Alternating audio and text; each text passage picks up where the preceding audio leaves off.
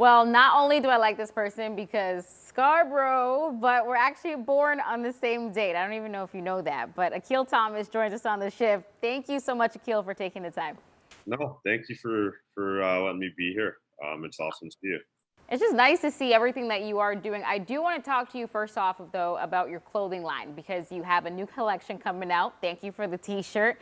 Now, this happened in 2015. You starting this clothing line. What brought you into designing and the space?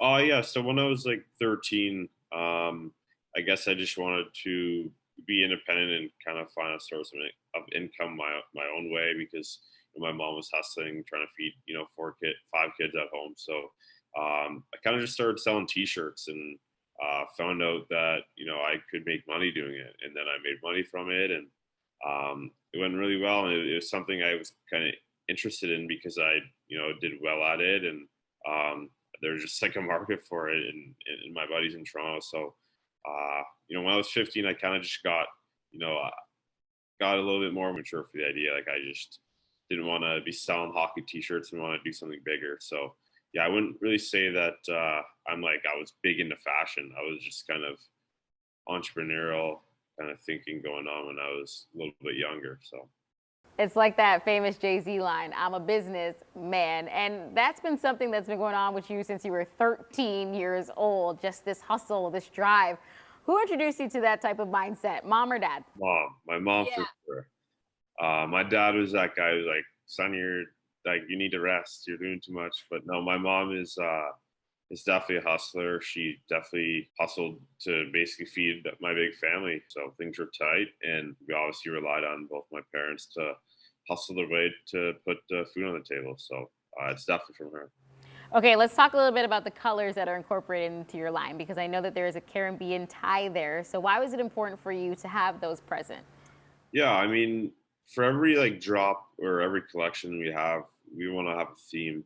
And we were just thinking before we were kind of designing this new line, and we're like, what is something like we haven't touched yet? And there's been a lot of stuff we haven't touched yet, and it just kind of came to me quick. I'm like, we haven't had any like direct ties to Barbados, like our roots as a brand.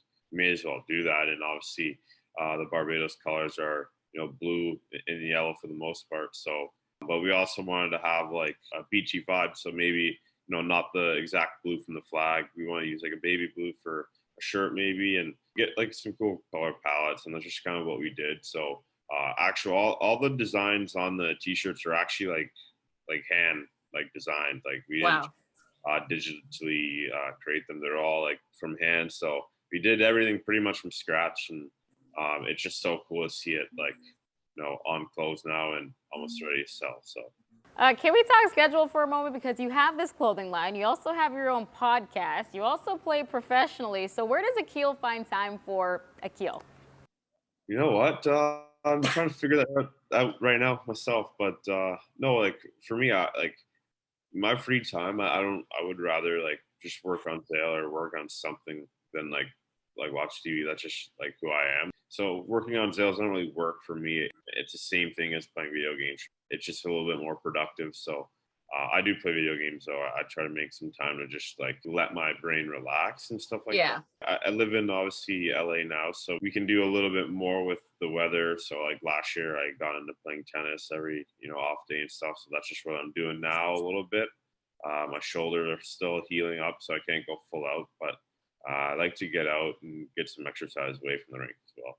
Well, I love that you brought up tennis because we actually do have a couple of Canadians who did put on a show throughout the tournament. Felix Auger-Aliassime, of course, Leylah Annie Fernandez. Were you following the U.S. Open at all?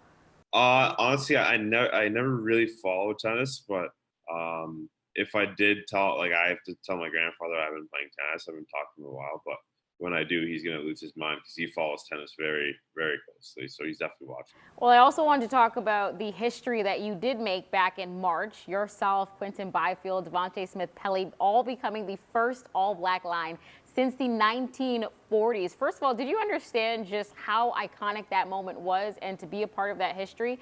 And how did it feel?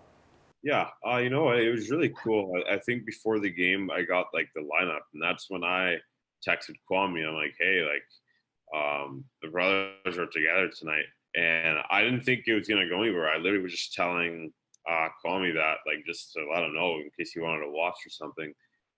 So I guess like my podcast made a post about it, and then from there, like every account like basketball, I guess, kind of reposted and stuff like that. So we kind of went viral for the night, and for us, like we didn't think much of it. We didn't know. We had no idea. We were just playing together that night, and obviously it ended up being a really fun game to watch and stuff like that. So I mean, in the moment, we didn't really know because we didn't know like the stats or whatever, first time since whatever. But we did think it was pretty cool, and the way we won was really cool as well. So it was just like a awesome day, and then obviously all the media that came afterwards was just a surprise because we were just playing.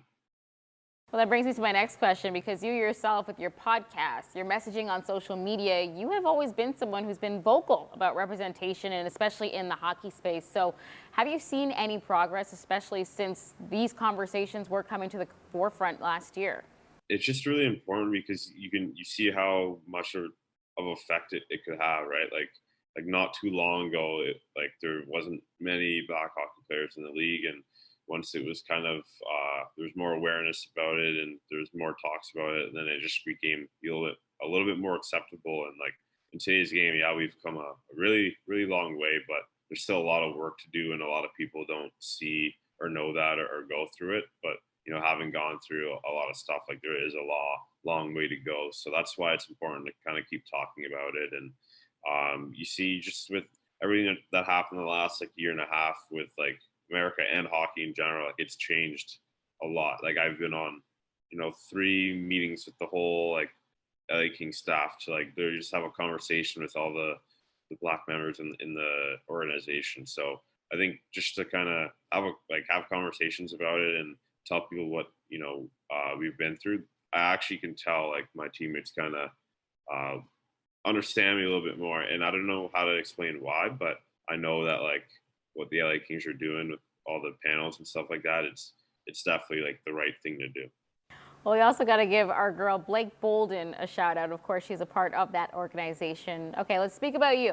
Well, I know you have a season coming up. You are still rehabbing to get to that point, but what are your specific goals for this upcoming year?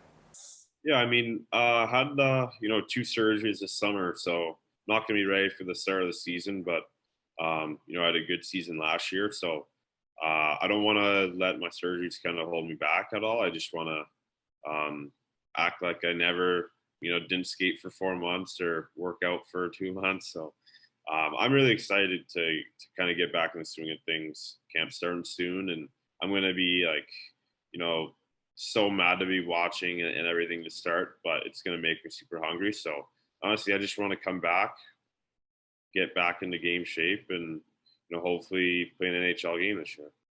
Well, a minor setback for a major comeback. Akil, thank you so much for taking the time. No, thank you for having me.